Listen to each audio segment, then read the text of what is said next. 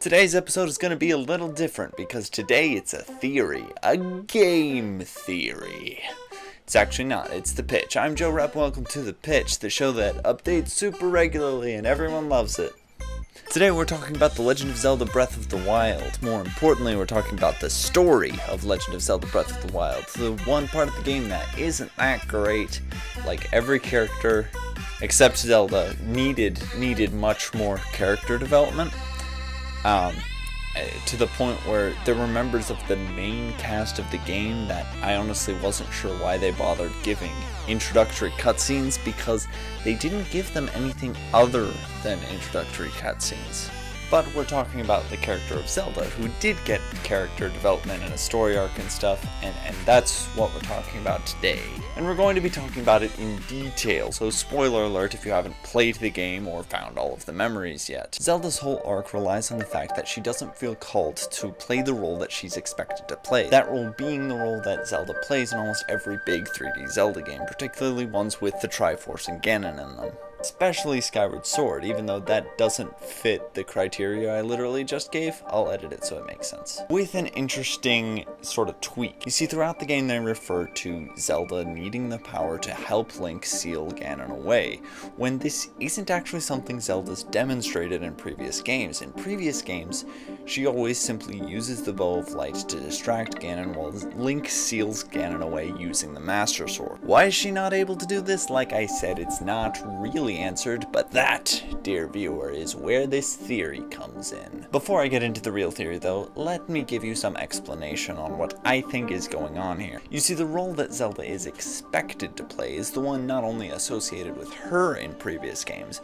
but the role associated with the piece of the Triforce she's been given, the Triforce of Wisdom. Her role is that of a strategist, of a guide. In Ocarina of Time, she's the one that comes up with the plan to open the door to the Sacred Realm, and it's also her that guides Link to each of the 7 sages. In a lot of the games, she's depicted as the leader of the 7 sages, which also makes sense with her being the bearer of the Triforce of Wisdom. She's the wisest among them, despite her young age. She's much more religious and spiritual than Link is. In The Legend of Zelda Skyward Sword, her whole arc is about her spending time in prayer to the goddesses. Specifically, she goes to 3 springs where she washes herself and spends time in prayer, but unlike in this game, Breath of the Wild, she actually hears back from the goddesses. More on that in a bit. Link, on the other hand, has the Triforce of Courage, which has a much more straightforward role. He goes into dark, scary places and fights big, scary monsters. He typically fights with a sword, not really thinking to use other items for things other than really obvious puzzles and the monster in the same dungeon he found the item. He's an adventurer, an explorer, and a fighter, which I think I already said, but I wanted it to be in 3s.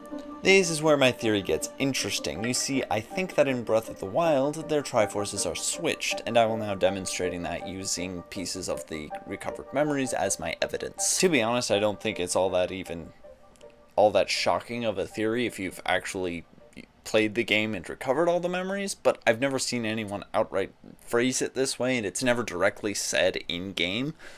So I figured I'd make this video, because I thought it'd be fun. In the memory that I'm about to edit in here, Zelda says this.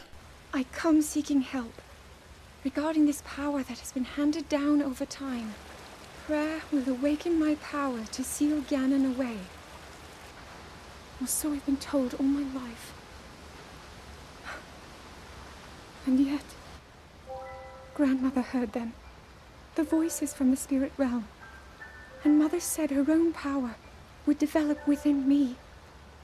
But I don't hear or feel anything. She can't hear the voices of the goddess statues, which is really interesting because from the beginning of the game, Link can. More importantly, this is, like I mentioned earlier, Zelda in the spring praying to the goddess like the Skyward Sword Zelda did, but it's not purifying her, it's not working the way it's supposed to, which is really interesting, not just because it's not how it worked in a previous game, but later in the game. Outside of the memories, in the actual game, Link has side quests associated with each of the springs, where the goddesses talk back to him and he sort of does what Zelda is supposed to be doing, though not in quite the same way. Each of the side quests has you go find the dragon associated with that spring and bring back one of its scales and sacrifice that to the goddess. And then you get to go into the shrine beyond the goddess statue. And most interestingly of all, the most in-depth of these side quests is the one associated with the Spring of Wisdom, where the dragon outright gives you the scale rather than you having to hunt it down after you help to free the dragon from Ganon's influence. But that in itself doesn't necessarily mean anything. I mean, the side quest people and the main story people could have been on completely different pages for all I know, and it's just a coincidence. Let's keep digging. How proficient are you right now wielding that sword on your back? Legend says that an ancient voice resonates inside it. Can you hear it yet, hero? This is a bit of a weird memory. Zelda says here that Link should be able to hear Fi's voice.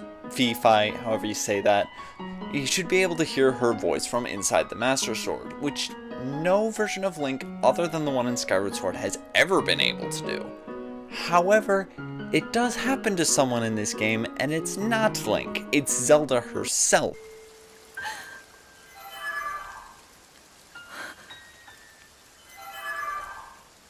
The sword. The Master Sword. I heard it speak to me. It seems that my role is unfinished.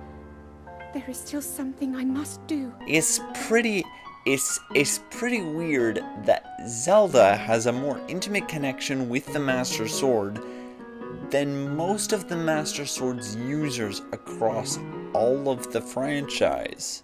Though then again, the Master Sword actually having a literal voice wasn't, a thing when those games were made, but let's ignore the behind the scenes stuff and just look at it from a lore perspective. And then after communicating with Zelda, Zelda puts the sword back into the stone, and when Link finds it again, he's not able to pull the sword out without almost dying. No other incarnation of Link has ever had this problem. Again, there's a reasonable actual gameplay reason for this, being that you shouldn't be able to have the Master Sword too early. But it's still weird from a lore perspective that the Master Sword would almost kill its own chosen hero when he tries to pull it. The only other hero that I know that's had an experience remotely like this was Twilight Princess Link, who when he found the Master Sword was sort of permanently a wolf, and it was the process of getting him to be human again and granting him the ability to switch back and forth that was so painful. There was no business about heart containers having to do with it. How about this memory? That cut doesn't look too bad, actually. You're fine for now. But there's a fine line between courage and recklessness. As brave as you are, that does not make you immortal. If you're worthy of bearing the Triforce of Courage, if you're worthy of being the hero at all, you should know this already. He has the Master Sword. He's had the Master Sword since the first flashback, and this is relatively middle of the story. If he had the Triforce of Courage, he would not only know the difference between being courageous and being reckless, he would innately, without thinking, be the difference. Granted, that's just my conjecture, but when in any other Zelda game has Link shown that he doesn't know this difference, that he isn't inherently this difference? With the possible exception of the Forsaken Fortress at the beginning of Wind Waker, Links don't go into situations that they're not prepared for. They always find the item of the dungeon beforehand, or they find some ally that will help them win the battle to ensure their victory. Sure, they're always going to danger regardless because it's the right thing to do, but they still know the difference between courage and recklessness. They still know their own limits. You could make the argument that Link was having character development and he does eventually learn his own limits, but he still never gets to the point in this game where he solves problems like other Links do. In other games, he's always working each problem out, finding the items he needs, and using those as he needs them. In this game, he's always planning ahead, strategizing, getting food, clothes, whatever he needs to solve different problems in different creative ways. It's strategic, it's smart. Sure, there's a perfectly reasonable gameplay explanation for this. The developers just wanted to make a game where this was the case. But within lore, it makes much more sense if this Link has his internal balance more set towards courage than past Links do. Meanwhile, while it's not directly said like it is with Link, Zelda demonstrates that she doesn't know the difference between knowledge and wisdom. Research from the castle shows ingesting one of these can actually augment certain abilities. We wouldn't be in a controlled environment out here, but with your level of physical fitness, you'd be a perfect candidate for the study. Go on. Taste it! Throughout most of her memories, she's spending a lot of time studying the guardians, the shrines, flora, fauna, anything she can. She very rarely demonstrates deeper understanding of these things, but she can list off tons of facts about them. And if anything, her obsession with the guardians goes back to what I said about how Link solves problems.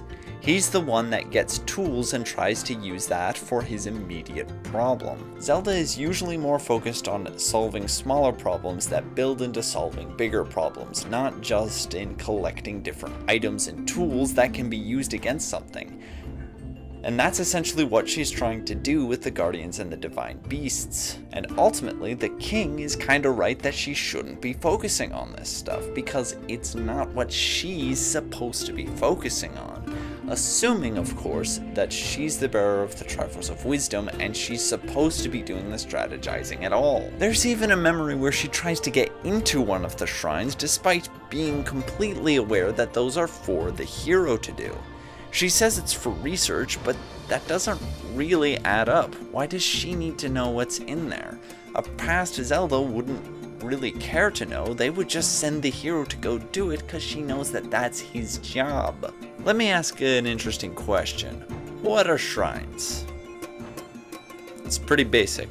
They're little pockets, they're little areas untouched by Ganon's influence where Link goes to learn things from old wise guys, wise people.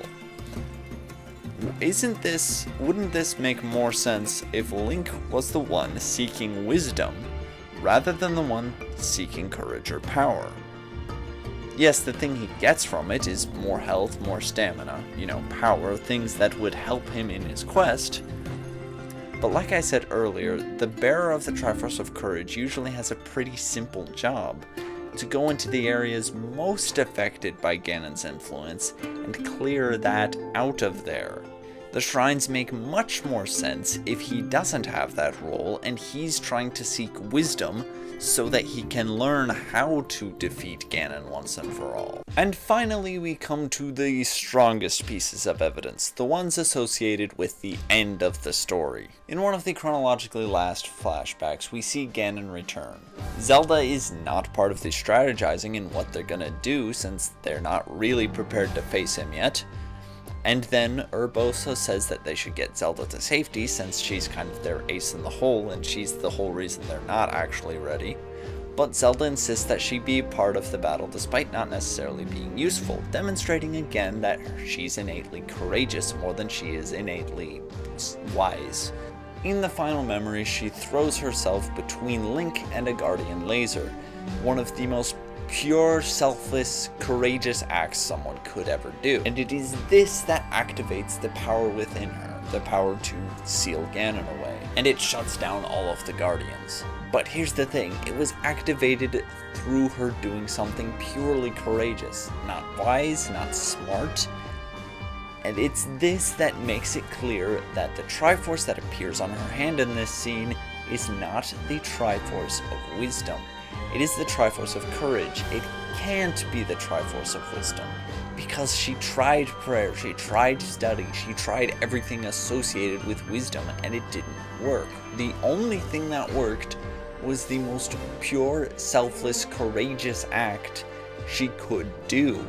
From there, she then goes to do what we knew she did from the beginning, use her power to keep Ganon sealed within Hyrule Castle and stop him from influencing much outside of that until the final battle. And finally, in the final boss fight, Link does what is usually Zelda's job, wielding the Bow of Light to shoot Ganon, while Zelda is the one to actually seal Ganon away, for what is said to be the final time, thus sort of solidifying the fact that Zelda plays the role of the bearer of the Triforce of Courage, while Link bears the Triforce of Wisdom. Presumably, we never actually see the Triforce of Wisdom on him. But hey, that's just a theory. A game theory. I already made this joke at the beginning of the video. Anyways, I hope you guys liked that. I've never really done a theory video before, but I don't know. If you liked it, give it a thumbs up. If you didn't, unsubscribe. No, don't do that. Actually, check out other videos on this channel or other videos on my other channel. They're not really like this one, but they're made by me and are probably much better than this one. I'm trying to upload weekly on Thursdays on my other channel, so if you want to check that out, you can. Though I'm so far not succeeding super well. I missed this week anyway, and I only started last week. So yeah. Also, the pitch only has a few more episodes in it. I'm planning a series that will sort of take over the me just sitting here talking kind of video. It'll be much better, it'll be more streamlined, and it won't start with me saying this episode's gonna be different every episode. There will be an actual sort of formula. Each episode will try to do something new, but you'll see when I actually introduce it to you. Sorry if you liked this show, or you want content to be more regular on this channel. I don't know what to tell you. There's still a few episodes left in it, though. And so look forward to those, and look forward to more videos on Schmook. I'll see you later. Bye. All that we can hope is that the species will be strong enough to prosper on its own.